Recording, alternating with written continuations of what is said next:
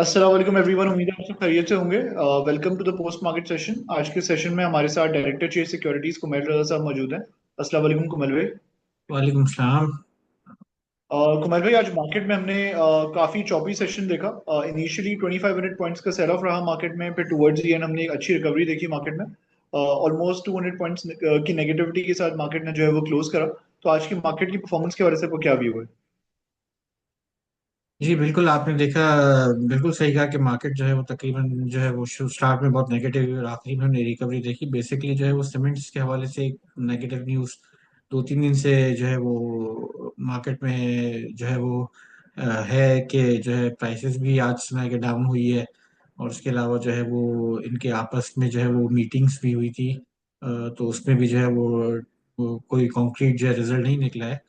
तो उसकी वजह से हमने देखा था कि सीमेंट में थोड़ा सा वो आया, फिर उसके बाद ओवरऑल देखा कि मार्केट में जो है अक्रॉस द बोर्ड हमने सेलिंग देखी। तो शायद किसी म्यूचुअल फंड्स की शायद रिडेम्पशन वगैरह होगी उस पे देखा। और उस पे फिर लेवरेज का जो है वो सेलिंग आती है, वो थोड़ी बहुत सेलिंग आई, जिसकी वजह से हमने देखा था कि मार्केट ने एक वक्त जो है वो अपना लो लगाया और आखिर में हमने थोड़ी सी रिकवरी देखी, जिसमें मार्केट में गॉसिप्स यही थी कि कुछ जो है वो इन्फ्लोज आए म्यूचुअल फंड्स के पास।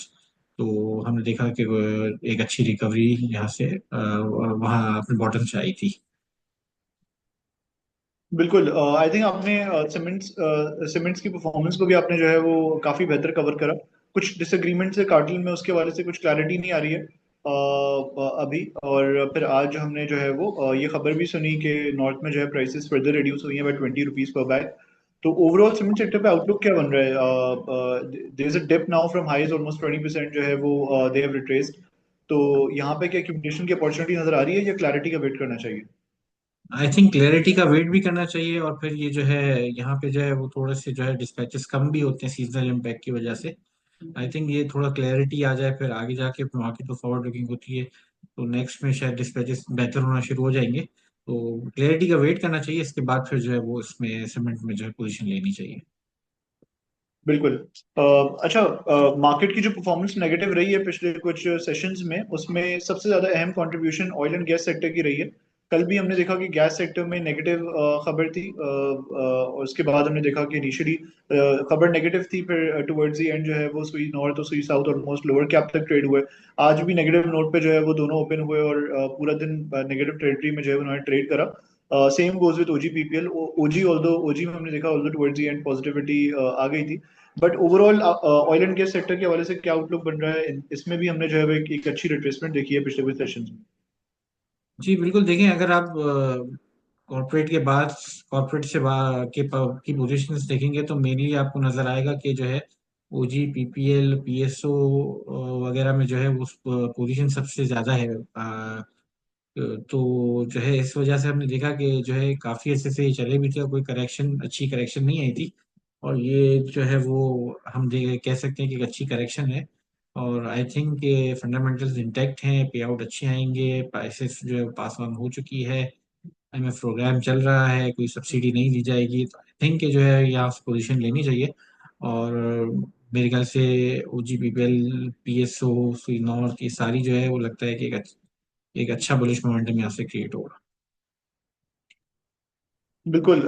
अच्छा, ड्यूरिंग ड्यूरिंग द डे जब मार्केट ऑलमोस्ट नेगेटिव थी, 2500 पॉइंट तक नेगेटिव हो गई थी एक टाइम पे, तो कुछ नोटिस वगैरह या ब्लूमबर्ग के न्यूज आर्टिकल वगैरह सर्कुलेट होना शुरू हुए थे, जिसमें फौजी ग्रुप की जो कंपनीज थी उसके बाइकआउट के हवाले से के हवाले से जो है जिक्र हुआ हुआ था। तो ओवरऑल ये भी वजह थी जिस वजह से हमने खासतौर पे इस ग्रुप में सेलिंग देखी और ओवरऑल मार्केट में जो है नेगेटिव सेंटिमेंट रहा। तो इसके हवाले से आपका क्या व्यू है और क्या इम्पैक्ट रह सकता है? आई थिंक मेरा इसके I think in my view इसका कोई इम्पैक्ट नहीं है, और कोई इस पे जो है वो कोई नेगेटिविटी नहीं करनी चाहिए। अच्छा कुमार भाई, last question and then we are gonna wrap up the session. Overall market के हवाले से आपका क्या व्यू बन रहा है? कल की परफॉर्मेंस आप किस तरीके से एंटिसिपेट करें? आज टुवर्ड्स ये अच्छी रिकवरी रही मार्केट में, क्या ये रिकवरी का स्टैंड कंटिन्यू रहेगा कल के लिए? कल ऑब्वियसली वजीर आजम पाकिस्तान भी जो है वो PA6 विजिट करेंगे and this going to be the gong ceremony. तो ओवरऑल क्या व्यू बन रहा है आपका गोइंग फॉरवर्ड, और कौन क्या टॉपिक्स रहेंगी आपकी? जी बिल्कुल, जो है वो प्राइम मिनिस्टर साहब भी विजिट करेंगे, साथ में फाइनेंस मिनिस्टर साहब भी होंगे। और जाहिर सी बात है, आपने कल भी देखा होगा कि जमील साहब ने कहा था कि इन्फ्लेशन जो है वो सिंगल डिजिट में आ जाएगी। उससे पहले फाइनेंस मिनिस्टर ने कहा था कि सिंगल डिजिट में आ जाएगी। और हो सकता है कि कल भी जो है इस तरह से जो है फाइनेंस मिनिस्टर कोई स्पीच दें या वो हो, तो ये मार्केट के लिए एक पॉजिटिव जो है वो पॉजिटिव चीज़ होगी। और आई थिंक ये मार्केट जो है में कल से करेक्शन काफ़ी अच्छी आ गई है। और correction is also healthy sign, और ये एक बाइंग अपॉर्चुनिटी भी है।